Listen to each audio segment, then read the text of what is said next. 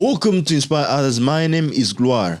I am the host of Inspire Others. I want to welcome you to another episode of Inspire Others. Our mission is simply to spark hope, encourage education, and show young people that they can create opportunities instead of falling into crime and also into disadvantage. Each episode is a conversation designed to uplift your spirits, challenge your mindset, remind you that your future is in your hands. So, welcome to another episode. We are here to give you motivation. We are here to give you empowerment. And we want to lead with this. Each one, teach one. Our message is to be able to empower you and to inspire you so that you can be able to do the same to the next person. Welcome to another episode where we just have conversations with those who are bringing change, those who are called change makers. Welcome. This is Inspire.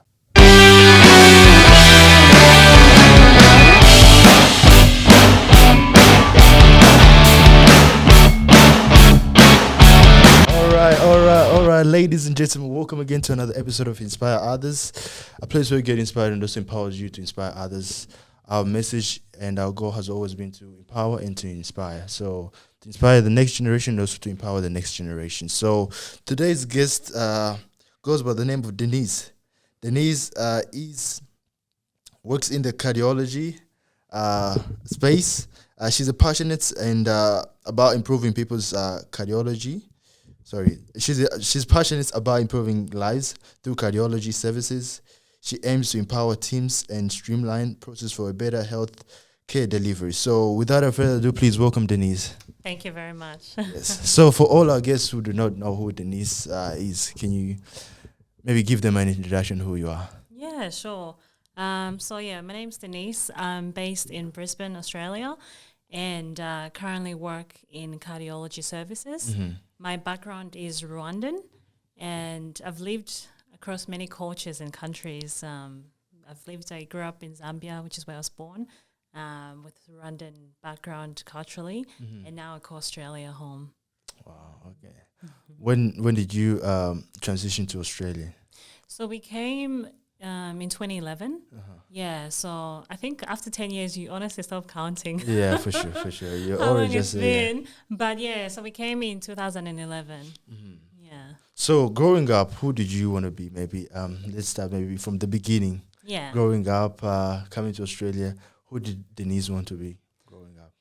That's one of those questions that when you're young, you get families and friends asking you.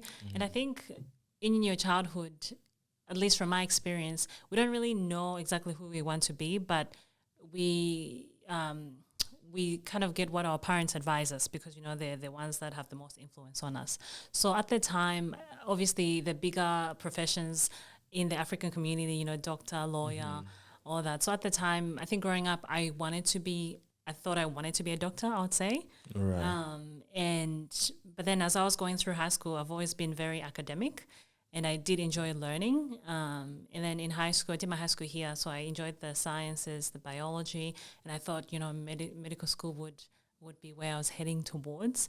But I guess the more you progress and the more you start to understand the profession and the lifestyle and, every, I guess, career comes with its own sacrifice. Right. The more you start making the decision as an adult. So I guess, growing up, I thought I wanted to be a doctor. You wanted to be a doctor, wow. Man, so you must be really good at science and all those maths subjects. Yeah, I'd like to think so. I like to think so, yeah. And where did you go? Where did you do your schooling at? I did it. I went to Yoronga State High School. I don't know if you. All right, yes. I am very familiar with it. Yeah. My uncle also went there as well, so. Okay. Yeah. Yeah. But I went to Red Bank, so it was closer to me, But he wanted to travel. I mean, I wanted to also go on the train and maybe be close to the city, but my parents were like, we want you to stay here in Red Bank. Yeah. No, I did. I really liked that I went there because when we had first come to Australia, not only was I being exposed to new culture, but I feel like going to the Yoronga State High School played a crucial role in terms of how I view and how I think nowadays, because I got to meet people from many places of the world. Something that I took it was a privilege. I remember, I don't know if I can share this, but you can go ahead. In Zambia, we used to watch some television shows, and they used to be, some of them were Filipino. And when I met a lady from the Philippines at school, because it was my first time, it was a very big thing, But now, the longer you live here, I think we take advantage, or we take for granted the multiculturalism we have. So going to Younga State High School, I really enjoyed my time there, because of being able to meet and connect with different people from different places.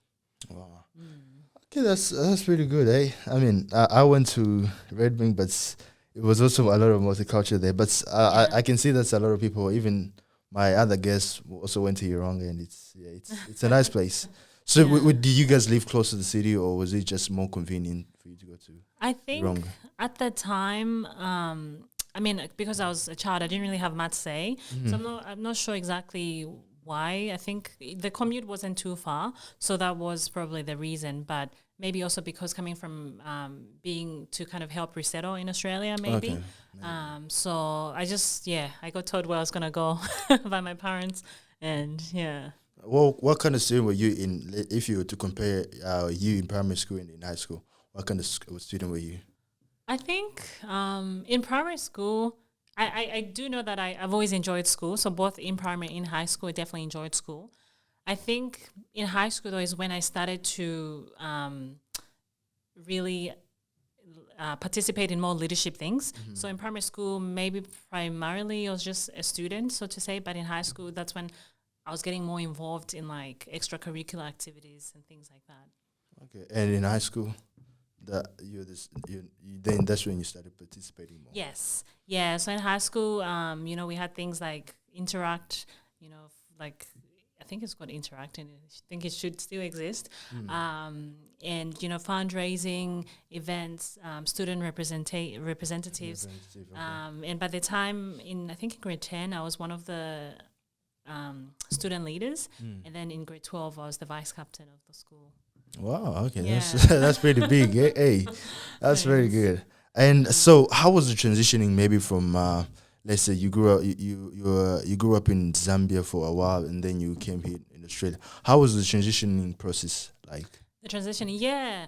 I think one thing that I definitely feel helped in my transition process was the timing. So when we had left Zambia, because we came at the very beginning of the year in January, I had just finished primary school. So when I was coming into high school, everyone was starting high school, if that makes sense. So I think that really played in my transition, just because no one had friends, so to say, unless if you went to the same primary school. Right. So we were all, fresh into high school, making friends, making connections. So I think that kind of helped, because I think as children, all we want at the time, is you want to make friends, you want to feel part of the community. So having everyone else also being in that mindset of I want to make friends definitely helped the transition. But yeah, it was exciting, of course, aside from school, with family, being in a new environment, learning, having more opportunities. But I think when I look back, it was more so my lens was in that childhood perspective of I'm excited to meet other kids. I'm excited to, to see what's there. So the timing definitely helped in my transition. No, definitely. Yeah. So now you've already finished high school, and now you're moving into uni. How did you transition from wanting to be a doctor to going into the cardiology space? Yeah, well, that was a journey in its own. I think so. From what I remember, in high school, part of the I talked about how I was very involved in extracurricular and I was very academic. So part of that came with opportunities. I guess getting good grades helps. So essentially, part of those opportunities, I got to participate in a mentorship program by the AB. I think it's called ABN. Sorry if I'm wrong. But essentially, I got paired with a mentor, and part of that process, I went to some work experiences in healthcare. And I think during that time is when I was really thinking whether I wanted to pursue medicine. So at the time when I was applying for university, the pathway that was very standard was, you do biomedical science and then you do medical.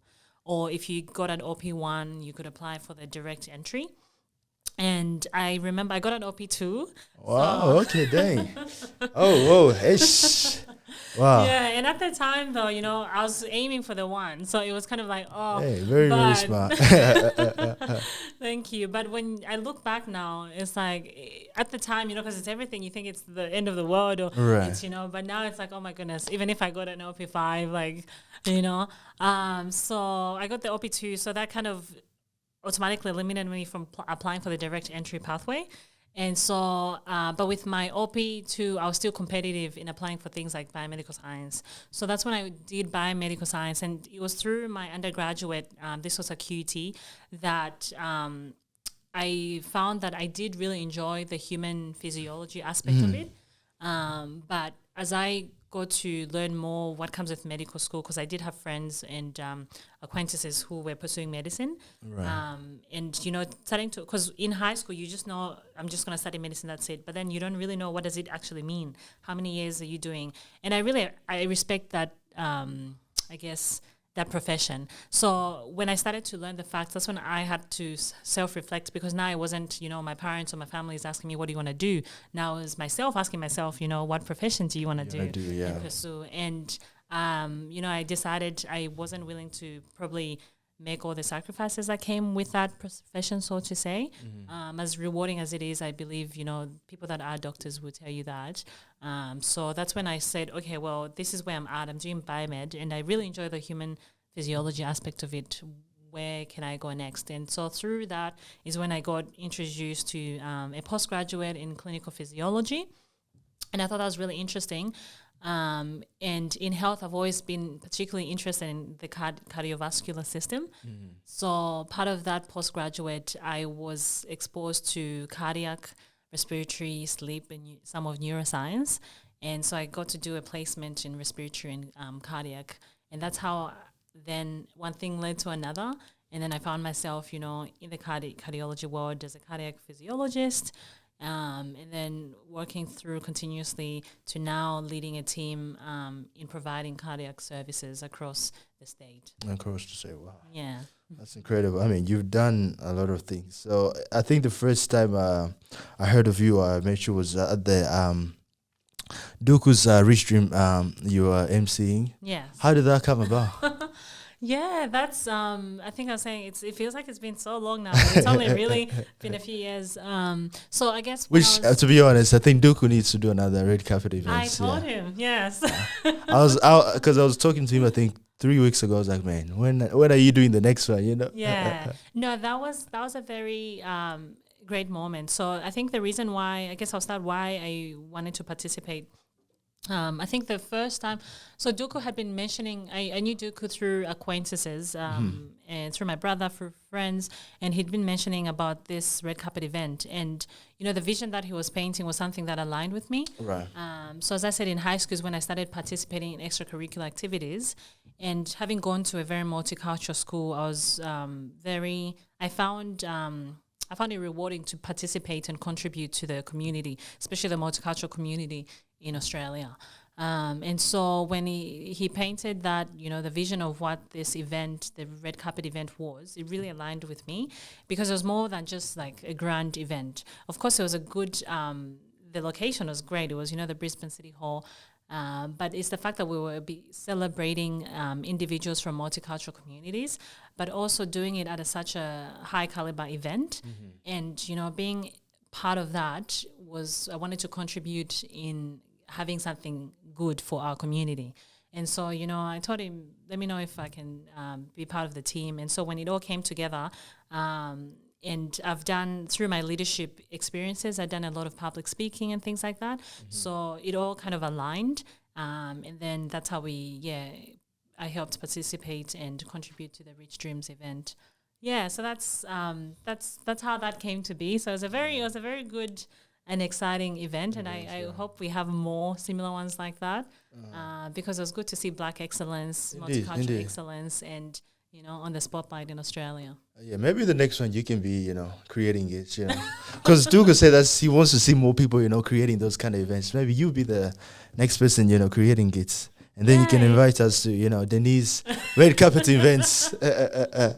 You never know, actually. You never know. And that's what I'm saying. We are speaking it into the future, Yes. But so another question, I think most people want to know is in terms of a lot of young people have aspirations, and everyone has different aspirations. Some with sports, whether you go through the sports world, or a lot of young people are now going into maybe music and all that other stuff. Yeah.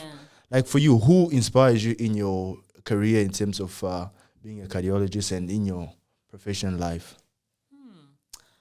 Who inspires me career-wise? That's a good question. I think the way I think about it is, I guess I have people that inspire me in life because I like to view my career as just one part of my life. All right. So, in the sense that overall, I want to be the best version of myself. That's how I'm going to shine in my career, in my relationships, and everything. So I think, but if I was to say, I guess specifically, at least career-wise, one of my lecturers at Griffith in my postgrad, this really lovely lady, she's one of those, when you have a teacher that it's not just the teaching, but like they really want to, I guess, make a difference in your education. And they're very passionate about the teaching and what they're teaching. So she definitely inspires me, and I consider her as a career mentor. I keep in touch with her, and if I'm seeking perspective and things like that, that's someone that inspires me just because of how passionate she is about her teaching of cardiac science and alongside the other sciences, and how invested she is in the lives of her students and helping them, achieve their career goals. So she's someone that inspires me, and she's very brilliant, very intelligent. I admire her thought process, and she's always continuously on a journey of growth. Right. She's partaking in, she's doing some uni programs that she really doesn't have to, but she wants to keep herself, motivated or continue growing. So I find that very inspirational in the sense that you might feel like you've got to where you want to be career-wise, but you shouldn't just settle because, that kind of kills your creativity and your learning. And when you stop learning, you can't really contribute to others. So I'd say career-wise, she's someone that inspires me. Yeah. Okay. And what's the best advice anyone has ever given you, or you've ever given someone? You can answer both of them. That's a good one. I think the best advice I would say is if you're ever going to do something, because life comes with, there's a lot of, with decision making especially, sometimes there's a lot of uncertainties and risks and all that. So I guess one of the best advice I've been given was that, if you're going to make a decision, what's the worst outcome that could happen and how would you feel about that?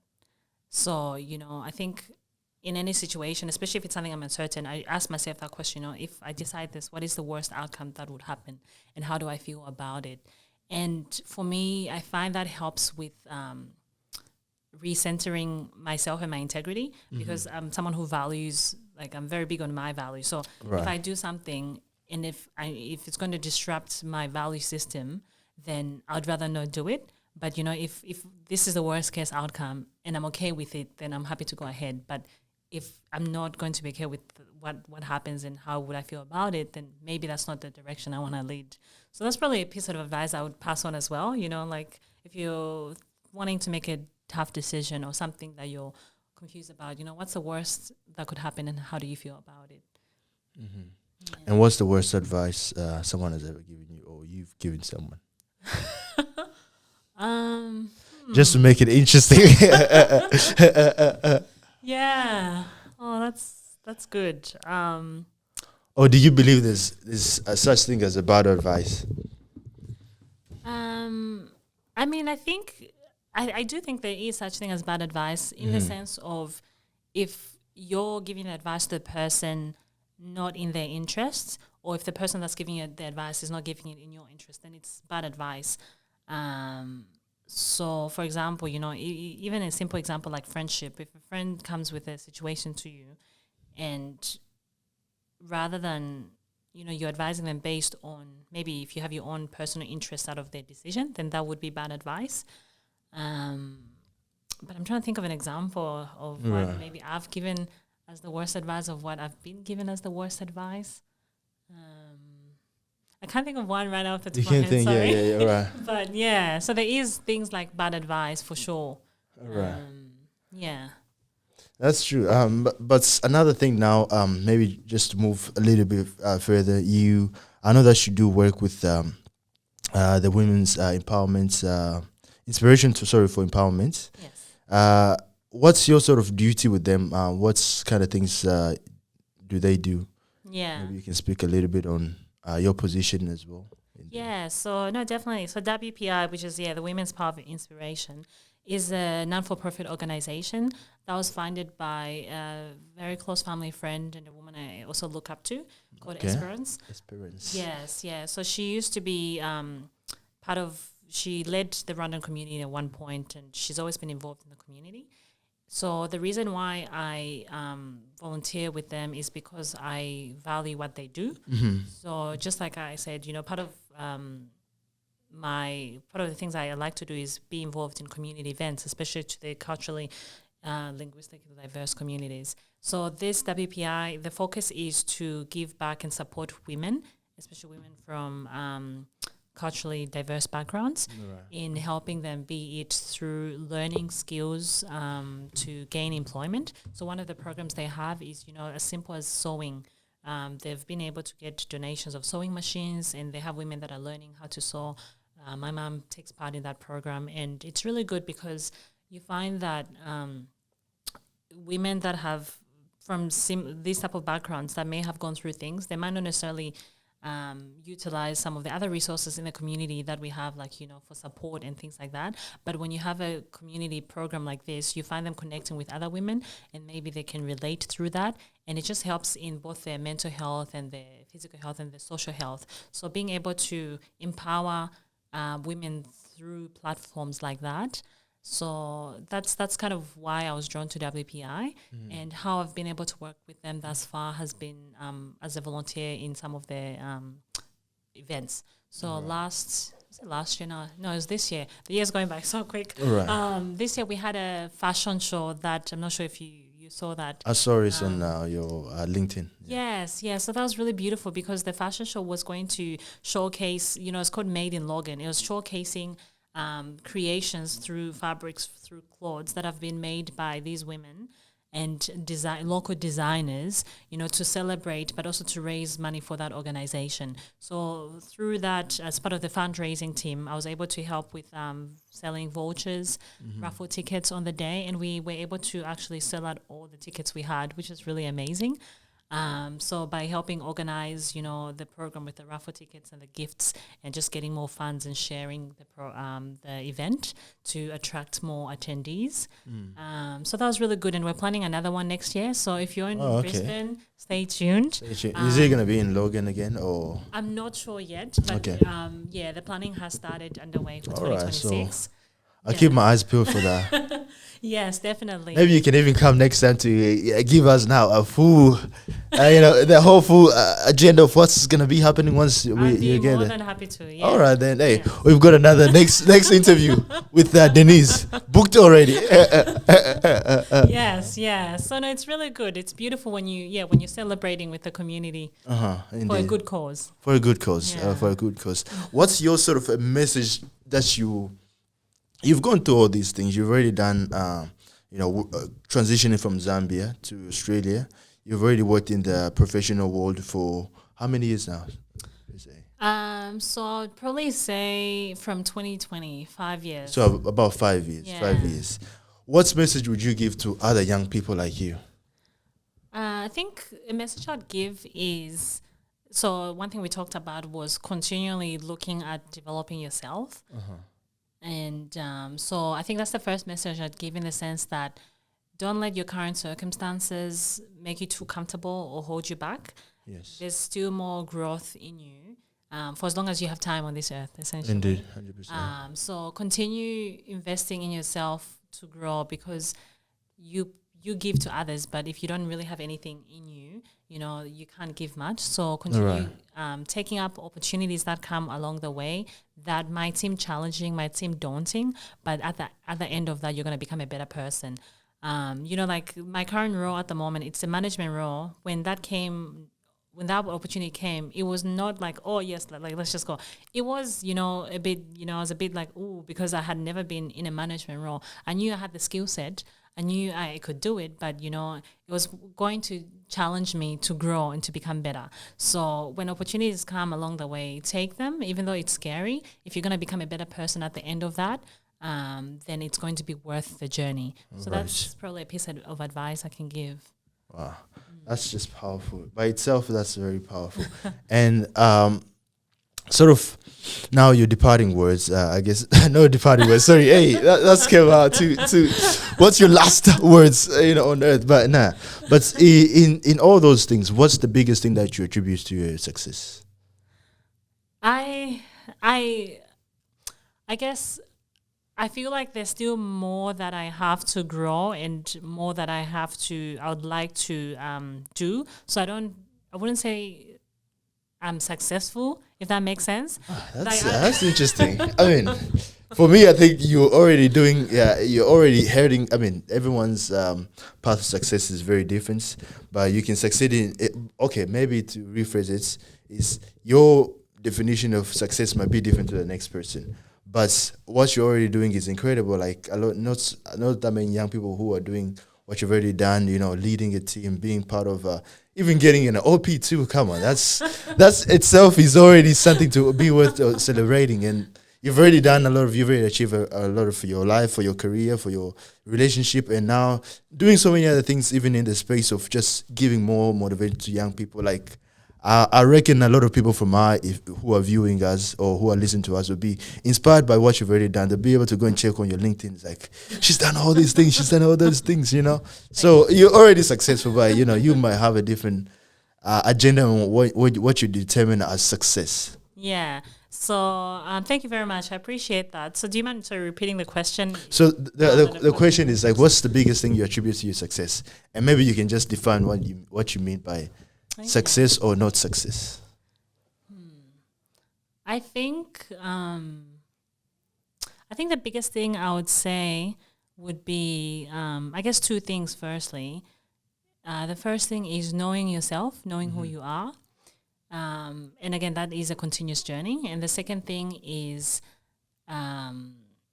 being mindful of who you let influence you, or who you let influence your decisions. So with the first thing, in terms of knowing yourself, knowing who you are, I've always been a goal-getter in the sense of when I put my mind towards something, I pursue it. I don't let challenges stop me along the way. It's very rarely that, unless, like, if I know I've given it 100%, and maybe it's not God's plan. That's how I like to see it. But if I put my mind towards something, I will want to pursue it as much as I can. So persistence, and that can be both positive and negative. It depends on the situation, because sometimes there's things that you just gotta let it go. But I think when you know who you are and you and I think that's what's helped me achieve all of these things that we've talked about. Because I know who I am. I know my values. I'm passionate about giving to the community. I'm passionate about, becoming the best person in my career. So I pursue all of those things along with the challenges that have come along the way. Right. So that's the first thing I would attribute. And the second thing would be the people who influence you. So, for example, my parents are very influential, and they're people I look up to, and they ground me and remind me of who I am. They've seen me grow up. They've seen me become this person. So the circle, my parents, and now my partner, my husband, and those close friends that you have those conversations with. That and that's the thing when I talk about friendship. There's friendships where when you have conversations with people, you feel you're better out of that conversation, and they probably feel the same way. So those type of conversations also help us grow and help us become, I guess, successful in the things that we do, because we're no longer talking about high school drama or this and that. We're talking about really important things. We're talking about the challenges we're going through and how they're teaching us, what they're teaching us, and those conversations with those people help you continue to progress. So I guess, in summary, knowing who you are and being mindful of who influences you. Yeah. Thank you very much, Denise. We'll definitely be getting you on next time so we can have a longer conversation, maybe over even 1 hour. to sort of dive deep in everything. But thank you very much for making the time to Thank you, come to Glo. inspire My others. pleasure. All right, that's Inspire Others, a place where you get inspired and also empowers you to inspire others. Our dream and goal is to empower and to inspire the generation that we're in and the next generation. Thank you very much. Peace. Thank you for joining us on another powerful conversation where we get to speak with the change makers in our community and also in our society. Thank you very much for continuing to follow Inspire Others with Gloire, and thank you very much for continuing to support us. Our mission is that each one teach one. We want to empower you so you can go and inspire others in your community, in your life, and in your societies. Thank you very much for another powerful message. We want to be able to give you more episodes. So continue to follow Inspire Others and continue to support us as we will be supporting you. Peace.